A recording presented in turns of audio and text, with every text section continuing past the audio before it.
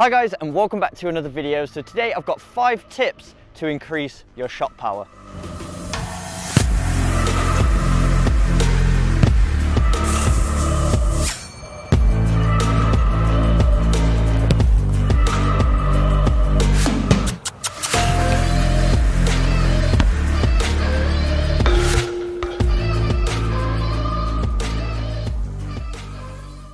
Just before we get into the 5 tips, I want to say a huge thank you to OneFootball for sponsoring this video. OneFootball is a free football app that you can download onto your smart device and keeps you fully up to date in the world of football. And with live scores, transfer rumours, match highlights, it's never been easier to follow your favourite leagues, teams and players. So download the OneFootball app today, links in the description.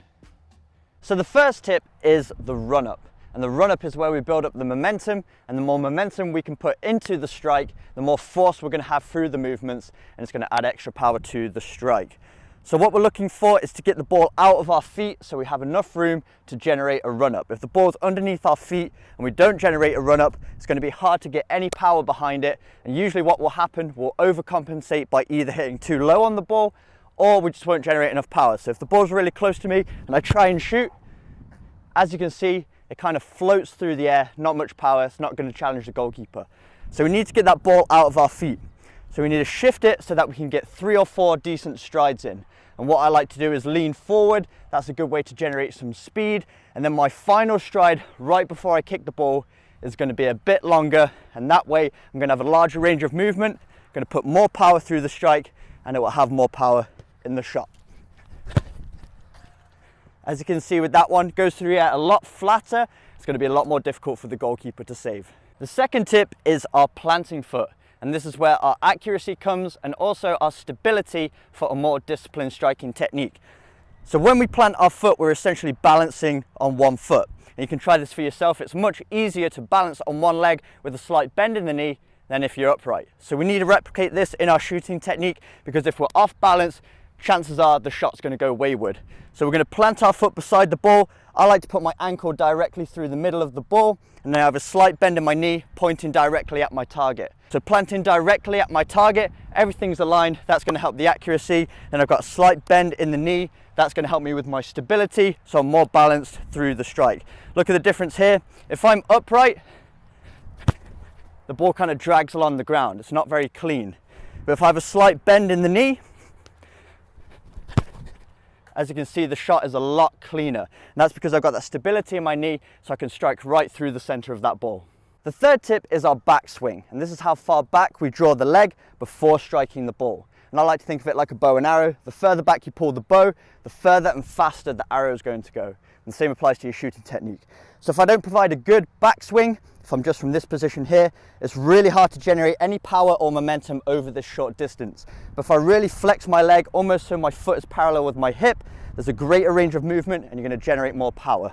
So see the difference here? If I don't have a good backspin,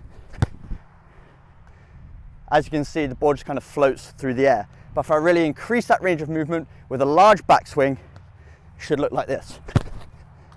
As you can see, once again, travels through the air a lot flatter. It's going to be more difficult for the goalie to save. The fourth tip is contact areas. So you've got 2 contact areas. First is where you strike the ball with your foot, and the second is where on the ball you strike. So to generate the most power, the part of the foot you want to be striking with is right around here. It's the hardest bone in the foot. This is the sweet spot, provides a cleaner surface area to strike the ball. If you hit with one of the softer areas, chances are you're going to add more spin onto the ball, and if the ball goes through the air with a lot of spin, it's going to drag, slow the ball down, it's not going to be as powerful. And the part of the ball you want to be striking is right through the heart, right through the center.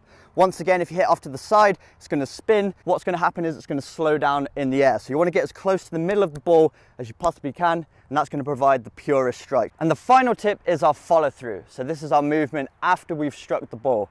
So with our follow through, we want to make sure it's very disciplined. If it's not disciplined and it's wayward, the shot is also going to be wayward. So a couple of key points for you. First thing, you want to be striking towards your target. So after you've struck the ball, make sure you're following through towards your target. That's going to improve your accuracy. And also with your non-kicking foot, your planting foot, I tend to come off of it, because when you strike with a powerful shot, it's hard to stay balanced on that leg. And if you're not balanced, we've already spoken about this, the shot is going to be more wayward. So what we want to do after we've struck the ball, I like to come off of my non-kicking foot and land back on my kicking foot.